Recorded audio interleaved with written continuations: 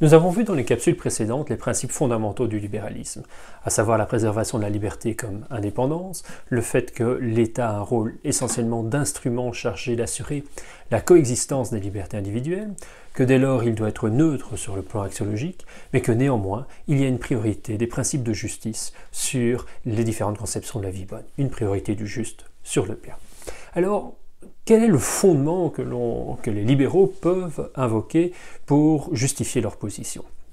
Alors, une première approche, une approche que l'on pourrait qualifier de théorique, serait de considérer, d'essayer une sorte de scepticisme axiologique. Je veux dire par là, ce serait une position qui, sur le plan épistémologique, considérerait que la raison est incapable d'apporter des jugements ayant une validité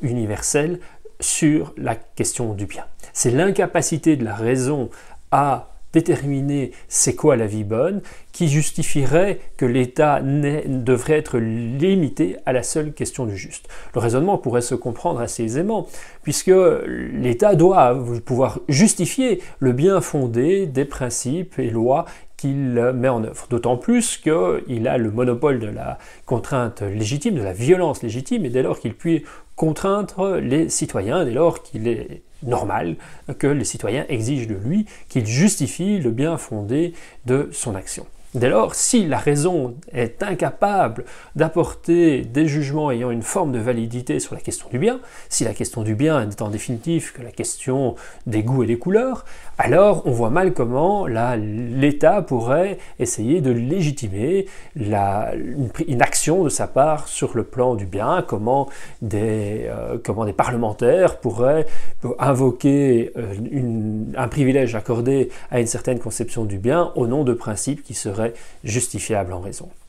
Alors, donc, on voit qu'il y a une hypothèse implicite, c'est que les arguments qui doivent être invoqués dans le débat public sont des arguments qui peuvent être justifiés par la raison, et pas simplement un appel à, par exemple, une foi ou une croyance supra-rationnelle. Et en cela, on s'inscrit bien donc dans le cadre rationaliste de la philosophie moderne, considérant que le seul critère pouvant déterminer la validité d'un jugement, d'une argumentation, donc également d'une position politique, c'est la raison. Et alors, donc, je répète cette première position, si on parvient à justifier que la raison est incapable de se prononcer sur la question de la vie bonne, mais peut que se prononcer sur les questions du juste, si on aura donc un scepticisme axiologique, être sceptique sur la capacité de la raison de poser des jugements sur le bien, et on peut comprendre alors pourquoi l'État doit être limité à la seule question du juste.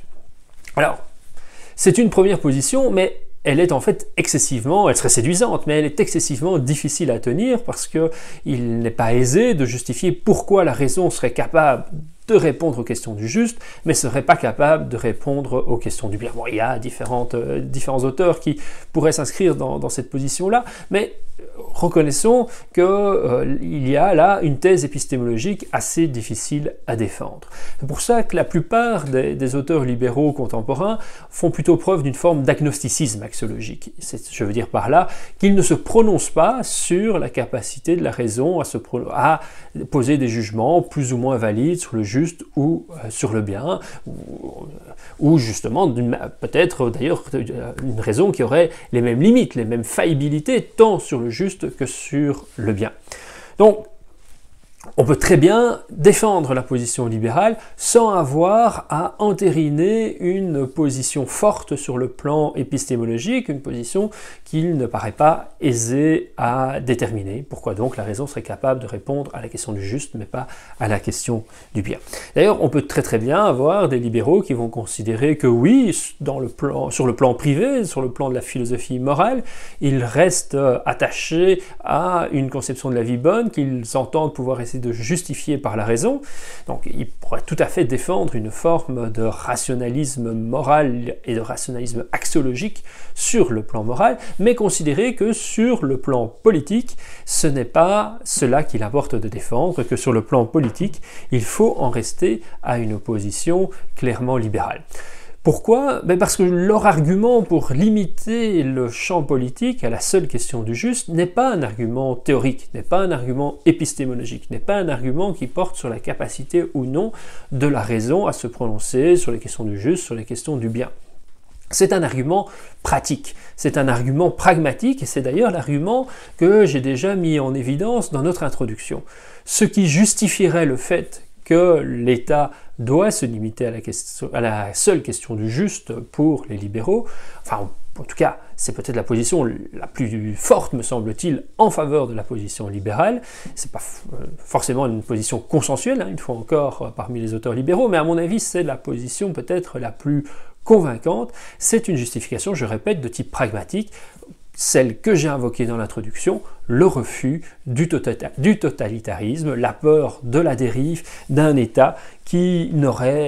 aurait la légitimité, qui serait considéré comme ayant la légitimité pour se prononcer non seulement sur les questions du juste, mais aussi sur les questions du bien, et dès lors peut-être d'avoir à infléchir les comportements privés, avoir à se prononcer, à interdire des comportements qui relèvent strictement de la sphère privée. Alors, si je peux faire une nouvelle allusion au contexte de confinement qui est le nôtre, on voit que là, l'État, ici, est beaucoup plus intrusif que d'habitude dans nos comportements quotidiens. Une fois encore, il limite notre capacité de nous déplacer, il veut contraindre nos relations sociales les plus proches, quasi les plus proches en tout cas. Il interdit d'aller voir notre famille élargie, nos parents si on n'habite pas sous le même toit, les enfants qui ne seraient déjà plus sous le même toit également. Il limite, nous interdit de faire des soirées privées, il nous incite très fortement à poser des gestes de type se laver les mains par exemple. Et donc, il intervient bien plus que d'habitude dans la sphère privée. Alors ici, il le fait dans un contexte tout à fait spécifique. Il va peut-être même développer des mécanismes de contrôle. Nous avons vu des drones voler dans le ciel, des drones qui sont comme des caméras qui sont capables à tout moment de nous surveiller. Donc il y a une forme d'état, j'ai envie de dire état policier, mais l'expression est certainement forte, mais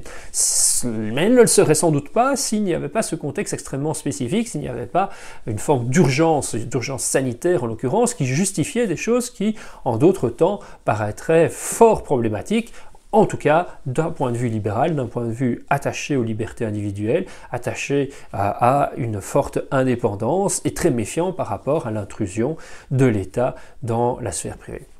L'État néanmoins le fait aujourd'hui, non pas au nom de la préservation d'une certaine conception de la vie bonne, parce qu'il voudrait imposer une éthique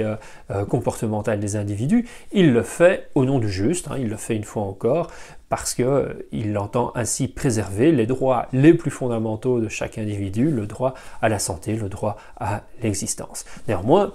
on voit donc un État qui vient être nettement plus intrusif que d'habitude. En quelque sorte,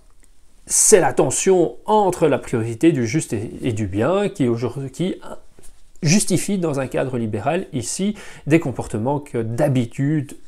seraient considérés comme injustifiés. Parce que les exigences de justice, donc motivées au nom du respect du droit à la vie, du droit à la santé, eh bien, dans un contexte très particulier de pandémie, permettent une intrusion beaucoup plus forte de l'État. Néanmoins, d'un point de vue libéral, ça reste quelque chose d'inquiétant.